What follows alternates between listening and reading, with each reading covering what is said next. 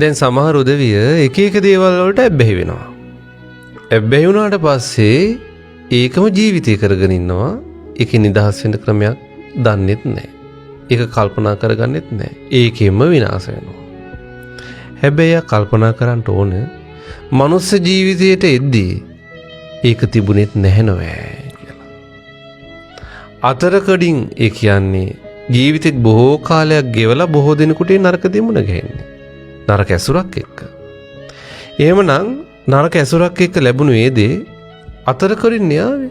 එහෙනම් අතරකඩින් අතහරින්නත් පුළුවන් වෙන්න ඕනේ. తాවකාලිකව මේක පුරුදු වෙලා තියෙන්නේ කියන සංඥාව ඇති කරගන්න. මේ අතරකඩින් ආපු එකක්. එහෙනම් අතරකඩින් අතහරින්නත් පුළුවන් වෙන්න ඕනේ. Tamanට බැරි නම් අද කල්යාණ මිත්‍රයෙක්ගේ වචනයක් හරි අහගෙන. පාප මිත්‍රයා ඇවිල්ලා එක පුරුදු කරා නම් කල්යාණ මිත්‍රයා ඇවිල්ලා වචනේ කියද්දී නතර කරගන්නත් දක්ෂ වෙන්න ඕනේ. නැත්තම් ඒ දේත් එක්කම නම් එයා ජීවිතය අවසන් කරන්නේ.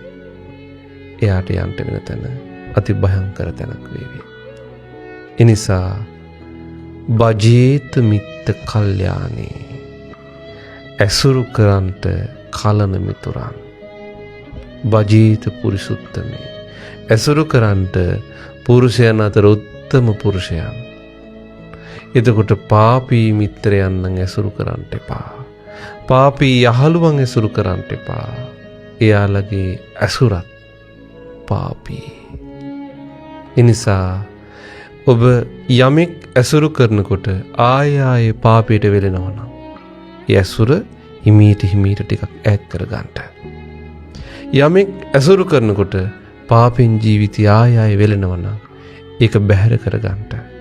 එහෙම කරගෙන යමෙක් ඇසුරු කරද්දී ධර්මයෙන් නිර්මිත වෙනවා නම්, දහම් පද ඔලුවට වැටෙනවා නම්, සද්ධර්ම මාර්ගයට කරුණ යෙදෙනවා නම්, ඒ බඳු කල්යාණ මිත්‍රයව ඇසුරු කරගන්නට. එහෙම ඇසුරු කරගෙන කලන මිතුරන් ඇති කෙනෙක් බවට පත් වෙලා සසර දුක නිදහස් වෙන දහම් හුරු කරගන්නට වාසනාව උදා වෙත්වා.